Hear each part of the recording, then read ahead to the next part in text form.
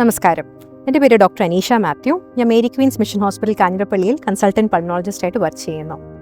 HMPV virus, അതായത് human മെറ്റാന്യൂമോ വൈറസിനെ കുറിച്ചാണ് ഞാനിന്ന് സംസാരിക്കാൻ പോകുന്നത്. ഇത് യൂഷ്വലി അപ്പർ റെസ്പിറേറ്ററി ട്രാക്ട് ഇൻഫെക്ഷനാണ് ഉണ്ടാക്കുന്നത്. ചിലരിൽ മാത്രം ഇതൊരു low respiratory tract infection, COPD, asthma ഉള്ളവരിലെ എക്സാസ്പേഷനും ഉണ്ടാക്കാൻ സാധ്യതയുണ്ട്. എന്തൊക്കെയാണ് ഇതിൻ്റെ രോഗലക്ഷണങ്ങൾ? സാധാരണ ഫ്ലൂ പോലെ പനി, ജലദോഷം, ചുമ, ശ്വാസമുട്ടലൊക്കെയാണ് ഇതിൻ്റെ കോമൺ സിംറ്റംസ്. ആരൊക്കെയാണ് ഇത് പ്രത്യേകം ശ്രദ്ധിക്കേണ്ടത്?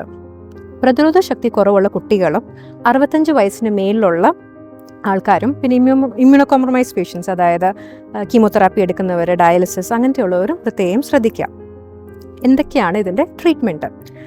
ഇതിന് ആൻറ്റിവൈറൽ ട്രീറ്റ്മെൻ്റ് ഒന്നും ഇല്ല.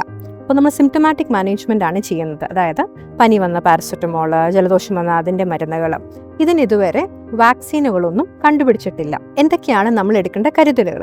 പൊതുസ്ഥലങ്ങളിൽ പോകുമ്പോൾ മാസ്ക് ധരിക്കുക, പിന്നെ കൈകൾ എപ്പോഴും ഹാൻഡ് സാനിറ്റൈസർ യൂസ് ചെയ്യുക, ഹാൻഡ് വാഷ് വിത്ത് സോപ്പ് അത് പ്രാക്ടീസ് ചെയ്യുക, പിന്നെ കൈകൾ ക്ലീൻ അല്ലെങ്കിൽ കണ്ണും മൂക്കും വായും തൊടുന്നതൊക്കെ അവോയ്ഡ് ചെയ്യുക. ഇൻഫെക്റ്റഡ് ആൾക്കാരുമായിട്ടുള്ള ഡയറക്റ്റ് കോൺടാക്റ്റോ അല്ലെങ്കിൽ വൈറസ് കണ്ടാമിനേറ്റഡ് ഐറ്റംസ് നമ്മൾ ടച്ച് ചെയ്തിട്ട് നമ്മുടെ കണ്ണോ മൂക്കോ വായോ തൊടുമ്പോഴാണ് നമുക്ക് വരുന്നത്. യൂഷ്വലി HMPV ഒരു മൈൽഡ് ഇൻഫെക്ഷനാണ് ഉണ്ടാക്കുന്നത്. അതുകൊണ്ട് തന്നെ ഇതിനുവേണ്ടി നമ്മൾ കൂടുതൽ ഭയക്കേണ്ട ആവശ്യമില്ല. നമ്മൾ കരുതുക മാത്രം മതി. Thank you.